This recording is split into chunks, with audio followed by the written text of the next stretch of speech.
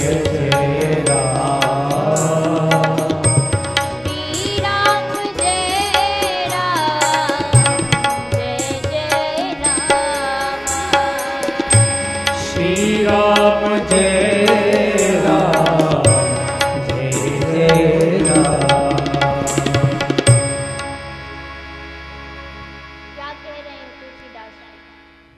बोले बिनु सत्संग विवेक नहीं हो सकता। जीव कितना ही ज्ञानी क्यों ना हो जाए, कितनी ही डिग्रियां क्यों ना पास कर ले, लेकिन जब तक उसको सत्संग नहीं मिल रहा है वो पूर्ण रूप से अज्ञानी है। बिनु सत्संग विवेक ना होई और राम कृपा बिनु सुलभ ना सोई। बोले भैया सत्संग तो बहुत जरूरी है, ये बात तो सत्य है, लेकिन सत्संग भी तभी जीव को मिलता है जब जीव पर भगवान की कृपा होती है। जय करौली सरकार फिर से आपके दरबार में हैं और आगे की चर्चा के लिए हम चलते हैं सीधे करौली सरकार कुछ और भक्तों से मिलने। देखते हैं कि वो भक्त कहाँ से आए हैं, क्या नाम है और करौली सरकार आने से पहले जीवन में क्या चलता है। जय करौली सरकार। जय करौली सरकार। आप कहाँ से आए हैं, क्या नाम है और करौली सरकार आने से पहले जीवन क्या चल रहा था।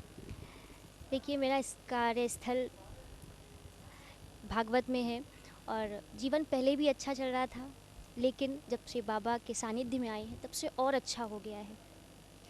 क्योंकि वैसे मैंने बहुत से ग्रंथ पढ़े हैं, शास्त्र पढ़े हैं, लेकिन जिस तलाश में हम सभी भटक रहे हैं, मैं आप इनफैक्ट हम सभी भटक रहे हैं, वो शांति मेरे अकॉर्डिंग अगर कहीं है तो वो इसी दरबार में है। ये अद्भुत दरबार है। यहाँ आप जैसे ही एंट्री करेंगे, जैसे ही आप प्रवेश करेंगे तो आपका मन एकदम शांत, शरीर की सारी थकावटें एकदम दूर हो जाएंगी। तो जब से यहाँ से जुड़े हैं, बाबा की कृपा हुई है, तो तब से मेरा जीवन और अच्छा हो गया है। देवी जी एक आप श्रीमद् भागवताचार्य हैं, एक प्रश्न हमारा आता है सबसे पहले कि दरबार के बारे में कैसे जानकारी मिली।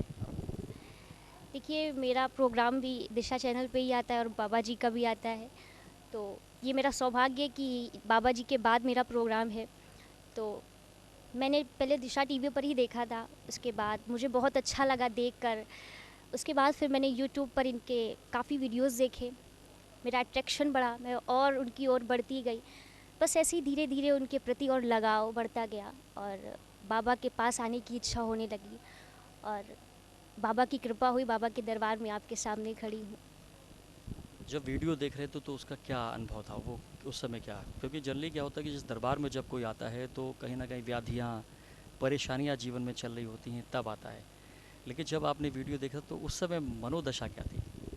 जी मनोदशा तो केवल यही थी कि कैसे कितनी जल्दी बाबा के पास जाए, क्योंकि बहुत सी नेगेटिविटी चीज़ होती हैं जो हमको रोकती हैं। हम कुछ भी अच्छा करने जा रहे होते हैं तो हमको वो रोकती हैं, लेकिन बाबा की ऐसी कृपा थी कि मैं भी 4 महीने से हवन करना चाहती थी पर नहीं कर पा रही थी। बहुत सी बाधाएं आई पर बाबा की कृपा हुई, मैंने हवन किया और आज ही ब्लैक मैजिक कटवाया है।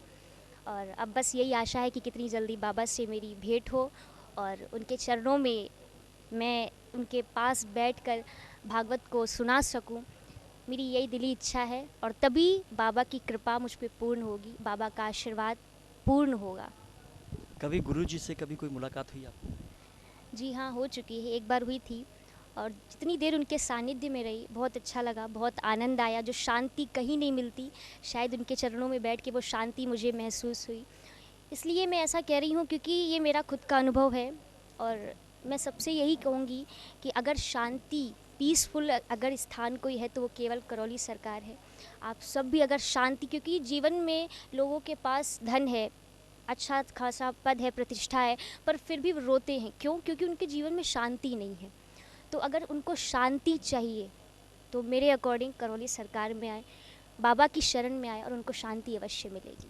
अच्छा देवी जी, यहाँ पर जो चीज़ है वो पितरों की बात करी जाती है, पूर्वजों की बात करी जाती है और श्रीमद् भागवत में भी इस तरीके के कुछ जिक्र है।